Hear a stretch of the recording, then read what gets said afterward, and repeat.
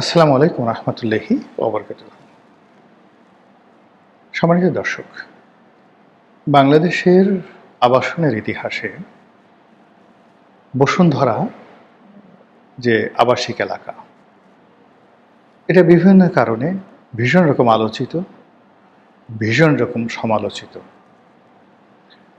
আবার দেশের যে অর্থনীতি, সেই অর্থনীতিতে এখন এই আবাসন খাতের যে ব্যবসায়ী বসুন্ধরা গ্রুপ, তাদের যে কন্ট্রিবিউশন এবং তারা যেভাবে তাদের ব্যবসা বাণিজ্য সব দিক থেকে বিস্তৃত করে ফেলেছে, সেই ব্যবসা বাণিজ্যের কারণে পুরো জিডিপির একটা বিরাট অংশ এখন এই বসুন্ধরা গ্রুপ তারা হ্যান্ডেল করে।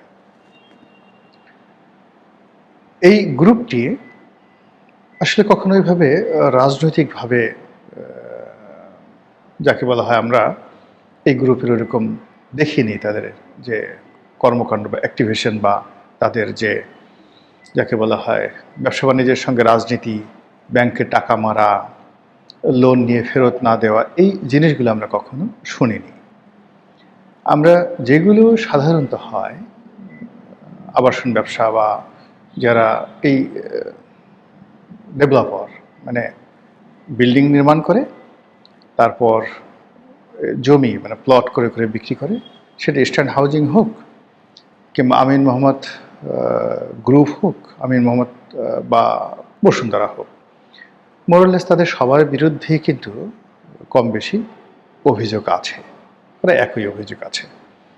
কিন্তু সেই অভিযোগের পরেও বাংলাদেশে একজন জহুরুল ইসলাম এবং ইস্টার্ন হাউজিং যে ল্যান্ডমার্ক স্থাপন করে গেছে, এটা অন্যান্য ব্যবসা, অন্যান্য পেশায় এটা কখনো হয়নি।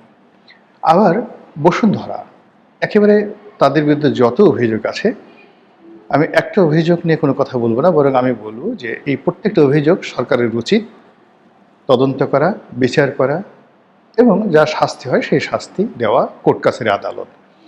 কিন্তু একটা আবাসন ব্যবসা থেকে তারা কোনো ব্যাংকের টাকা না মেরে যে সফলতা লাভ করেছে এবং যে দৃষ্টান্ত স্থাপন করেছে এবং যে একটা কর্পোরেট কালচার সারা বাংলাদেশে গড়ে তুলেছে, এটা আমরা অস্বীকার করব কি করে? আজ আপনি স্টিল বলেন, মানে লোহা তৈরি বলেন, রড তৈরি বলেন, cement, LPG, LNG, toilet paper, toilet tissue, এরপরে সংবাদপত্র, টেলিভিশন, মিডিয়া, মানে ব্যবসার এমন কোনো সেক্টর নেই, সেটা আমদানি, রপ্তানি, ভোগ্যপণ্য, আটা, ময়দা, চিনি, ডাল থেকে শুরু করে এমন কোনো জিনিস নেই যে এই গ্রুপ তারা করছে না। কিন্তু এখানে যেভাবে এস আলমের নাম আসে, এখানে যেভাবে ব্যাক্সিমকোর নাম আসে, এখানে যেভাবে অন্যান্য যে সকল কোম্পানি গত 30 বছরের মধ্যে খুব বড় হয়ে গেছে, আবার দেউলিয়া হয়ে গেছে, এখানে অনেকগুলো কোম্পানি, যেমন এখন সিটি গ্রুপ ভালো চলছে না, তারপর মেঘনা গ্রুপ, তারা খুব বড় হয়ে গেছে, কিন্তু বহু অভিযোগ তাদের বিরুদ্ধে। সেই ক্ষেত্রে দেখা গেল যে তারা যেভাবে ব্যাংক থেকে টাকা নিয়েছে ওইভাবে তারা সমন্বয় করতে পারছে না। সেই তুলনায় বসুন্ধরা গ্রুপের কিন্তু সেই অভিযোগগুলো নেই। তাদের বিরুদ্ধে অভিযোগ হলো তারা এই বসুন্ধরা এলাকার বালু ভরাট করেছে, বহু মানুষের জমি দখল করেছে, তাদেরকে পর্যাপ্ত ক্ষতিপূরণ দেয়নি, মূল্য দেয়নি, অনেকের কাছে প্লট বিক্রি করেছে, অনেকের দখল বুঝে দেয়নি, এ সকল অভিযোগ আছে। এগুলো নিয়ে মামলা মোকদ্দমা অনেক আছে।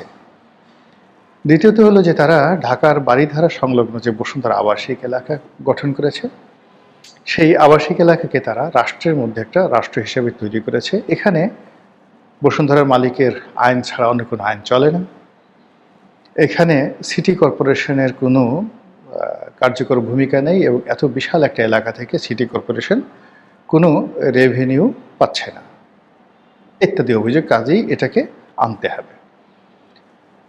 এজন্য বিভিন্ন সময় সেই সিটি কর্পোরেশন, বিভিন্ন সরকার এটাকে সিটি কর্পোরেশন অধীনে নেওয়ার জন্য, কিংবা বসুন্ধরার যে সকল প্রতিদ্বন্দ্বী রয়েছে বা অনেক আছে না ঈর্ষাপরায়ণ, কাউকে দেখলে মেজাজ গরম হয়ে যায়, কেউ ভালো থাকলে তাকে দেখলে মানুষের রাগ হয়, এরকম কিছু লোক তো আছে। তার সঙ্গে সঙ্গে আবার এই পরিবারে যারা লোকজন আছেন, বসুন্ধরা পরিবারে যারা সন্তান-সন্ততি, তাদের মধ্যে বেশ কিছু অভিযোগও কিন্তু চলে এসছে। এটাও অস্বীকার করার উপায় নেই। কিন্তু সব মিলিয়ে যেটা হচ্ছে যে, এই বাংলাদেশে তাদের যে এনিমিটি, এটা আগেও ছিল, কিন্তু যেগুলো তারা সামাল দিতে পেরেছিল। কিন্তু যেটি হয়েছে আওয়ামী লীগ জমানাতে সামহাউ তারা সেই আমাদের যে রাজনীতির যে কালচার, সেই কালচারের মধ্যে তারা অনেকটা আত্মাহুতি দিয়েছে। আওয়ামী লীগের শেখ হাসিনার সঙ্গে তাদের একটা সম্পর্ক ভালো ছিল কি ছিল না বড় ব্যাপার নয়, কিন্তু শেখ হাসিনার একটি অনুষ্ঠানে বসুন্ধরার মালিক একটি বক্তব্য দিয়েছেন। সেই বক্তব্যকে ব্যবহার করে এই বর্তমান জমানাতে এই শিল্প গ্রুপটিকে নানাভাবে হেনস্থা করার যে চেষ্টা করা হচ্ছে, এটি ব্যক্তিগতভাবে আমি এটাকে সমর্থন করি না। একইভাবে ডক্টর মোহাম্মদ ইউনূসের জমানাতে বসুন্ধরা গ্রুপ, বেক্সিমকো গ্রুপ, অন্যান্য যে সমস্ত গ্রুপ, যেখানে অ্যাট লিস্ট 10 থেকে 12 লাখ লোকের চাকরি ছিল, কর্মসংস্থান ছিল, এর অর্ধেক এখন চাকরিচ্যুত হয়ে গেছে। অনেকগুলো প্রতিষ্ঠান বন্ধ হয়ে গেছে, যেগুলো কোনো অবস্থাতেই মেনে নেওয়া যায় না। এবং ডক্টর মোহাম্মদ ইউনূসের যে পতন, সেই পতনের মূলে অন্যতম কারণ হলো যে তারা অর্থনীতিকে সামাল দিতে পারেনি। এর কারণ হলো বড় বড় কর্পোরেট হাউসগুলোকে তারা ধ্বংস করে দিয়েছে। গাজী গ্রুপের মতো প্রতিষ্ঠানকে একেবারে মাটির সঙ্গে মিশিয়ে দিয়েছে, যেখানে 30 থেকে 35 হাজার লোক চাকরি করত।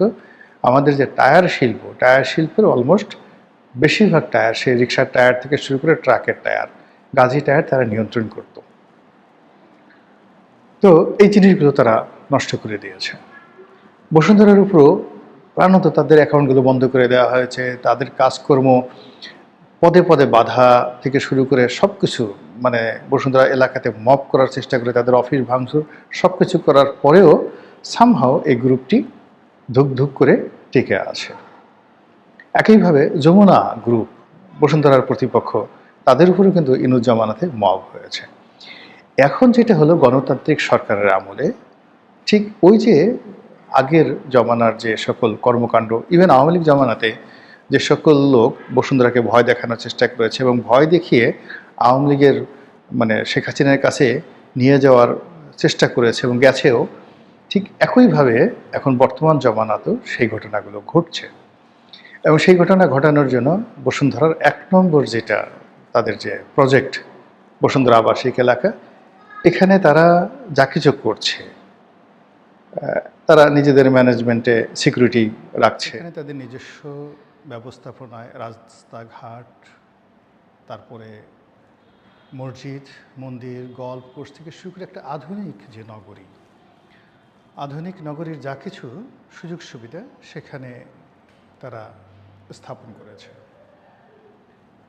এবং এখানে যারা নিয়মিত বসবাস করছেন, বাইরের লোকগুলো বলতে পারবে না, কিন্তু যারা ভিতরে বসবাস করছেন তাদের এক ধরনের ফিলিংস এই বসুন্ধরা সম্পর্কে। আর বাইরে যারা থাকে তাদের অন্য ধরনের ফিলিংস, জাস্ট রিভার্স। আমি আমার নিজের অভিজ্ঞতা বলি। আমি 30 বছর ধানমন্ডিতে থেকে এসেছি নিজের বাড়িতে। এখন সেই 30 বছর আগে সেখানে একটা বাড়ি করা বা ইদানিং একটা বাড়ি করা, এটা কল্পনাই করা যায় না।